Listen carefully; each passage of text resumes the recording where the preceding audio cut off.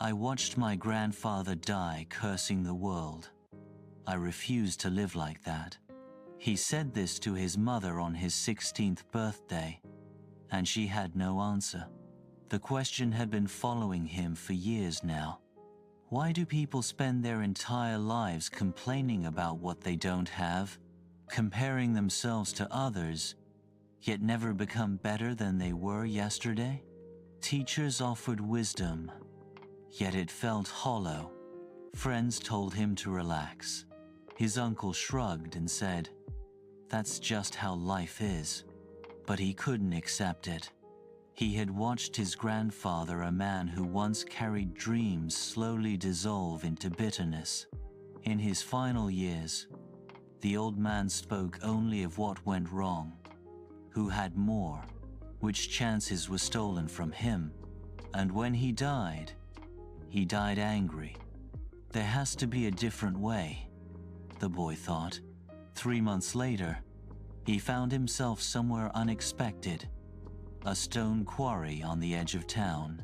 He had been cutting through it as a shortcut when something made him stop. An old stonemason stood before a massive boulder. His hands were rough, almost bark-like. He wasn't striking the stone. He was studying it, running his fingers over its surface, tapping it gently with his chisel. "What are you doing?" the boy asked. The man didn't look up. Listening. To a rock? To what it wants to become. The boy almost walked away. But something held him there. The quiet of the place, or the weight in his own chest. The mason finally glanced at him. "You're the one with the question. How do you know?" "Small town," the man said, smiling. "Questions travel. You know why people complain instead of grow?" the boy asked.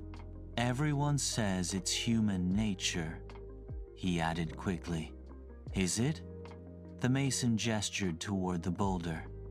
"This stone has been here for thousands of years. Rain, sun, frost, heat. Has it ever complained? Stones can't complain. They can't think." "Exactly." The mason struck once clean, precise. A piece fell away. "The stone doesn't compare itself to the mountain," the man continued. "It doesn't curse the chisel. It simply becomes what it's meant to be, one strike at a time." "But we're not stones," the boy said.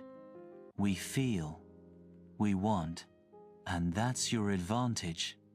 Another strike, another piece gone. The stone has no choice. You do. You can choose to be like the stone, to stop complaining, to stop comparing, to ask each day, what one thing can be removed to reveal who I'm meant to be." "Removed?" "People think growth is about adding," the mason said, setting down his tools. "More success, more money, more praise. But look, inside the stone, a form was appearing quiet, beautiful." "I'm not adding anything," the man said. "I'm removing what doesn't belong. Every strike takes away excess. The shape was always there. So complaining and comparing," the boy said slowly, "is refusing to let life shape you," the mason replied. "Every hardship is a strike. Every failure, every disappointment, it's not punishment. It's the chisel removing what you were never meant to be." He paused. "Your grandfather was angry at the chisel. He thought life was attacking him, not shaping him. He resisted every strike, and he died rough stone." The boy returned to the quarry every day for 2 months. He watched, he listened, he learned the rhythm of patience. Slowly, something changed. When others scored higher than him, he stopped feeling smaller. Instead, he asked, What in me needs to be removed to do better? When his father criticized him, he listened for the lesson beneath the words. When he failed his college entrance exam, he didn't curse the system. He asked, what version of me must be carved away for the next one to appear? Each day, one question. Not, what can I gain? But, what can I let go of? 5 years later, he returned to the quarry. The mason was gone, but his final work remained a figure emerging from stone.